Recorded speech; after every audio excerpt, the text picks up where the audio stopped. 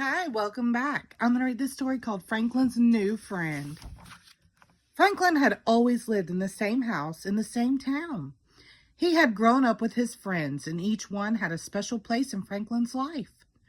When Franklin wanted to play hide and seek, he called Fox. If Franklin needed a best friend, he called Bear. Franklin never thought about making friends until a new family moved in down the lane. Franklin was curious about the newcomers. He rubbed his eyes as the movers unloaded the furniture. The beds were made for giants, and the lamps were as tall as trees.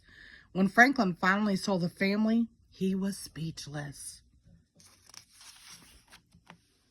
Franklin had never met a moose before. He had heard about moose. He had seen pictures of moose, but he had never actually known one. They were huge. Even the smallest moose was big. Franklin was so scared that he raced home.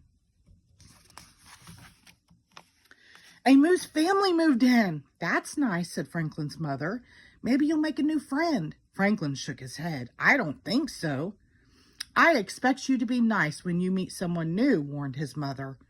Franklin scolded. The next morning, there was a moose in Franklin's classroom. Please give a warm welcome to your new classmate, said Mr. Owl. Hello, Moose, said the class in unison. Moose mumbled hello and looked at his feet. He doesn't look very friendly, whispered Beaver. Mr. Owl told the class that Moose had come from a different place far away. Franklin, said Mr. Owl, I'd like you to be a buddy for Moose. Franklin tried to smile, but he was scared. Moose was so big. Moose didn't say a word all morning. At recess, Franklin ran outside with his friends, leaving Moose behind.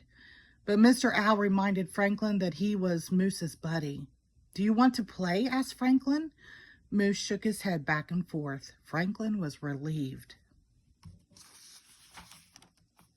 During recess, Moose stood alone as Franklin and his friends played soccer. Fox kicked the ball too hard and it flew into a tree. Now we'll have to get Mr. Owl, groaned Bear. I've got it, cried Moose. He knocked the ball out of the tree and sent it flying to Franklin. That was good, said Fox. I guess, shrugged Franklin. Back in the classroom, Mr. Owl asked Franklin and Moose to make a poster for the bake sale. I don't need any help, said Franklin. Mr. Owl talked to Franklin alone. Try to imagine how Moose feels.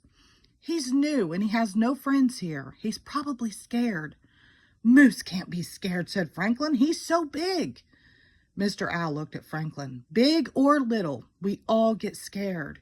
Franklin thought about that. Franklin got the paints and the paper. Do you want to help me, Moose?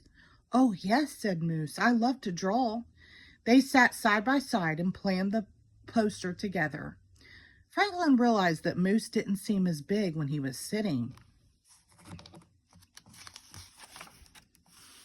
After much work, the poster was perfect. They both thought so. At library time, Franklin taught Moose how to borrow books. Moose showed Franklin how to cut a perfect circle. They both liked to build structures. Franklin and Moose had a lot in common. At lunch, Franklin made sure that Bear and his other friends got to know his new buddy. They liked Moose. Besides, he was a very good soccer player. When Franklin got home from school, he was happy. Guess what? He told his mother. I have a new friend. So you met Moose? Asked his mother. What's he like? Moose is big, said Franklin, but he's not mean or scary. Good, said his mother. Would you like to take some of these cookies to him? Franklin went to Moose's house. They ate all the cookies together. I'm glad you were my buddy, said Moose. I was worried that nobody would play with me. Really? Said Franklin. He could barely remember being afraid of Moose. From then on, Franklin and Moose played together all the time.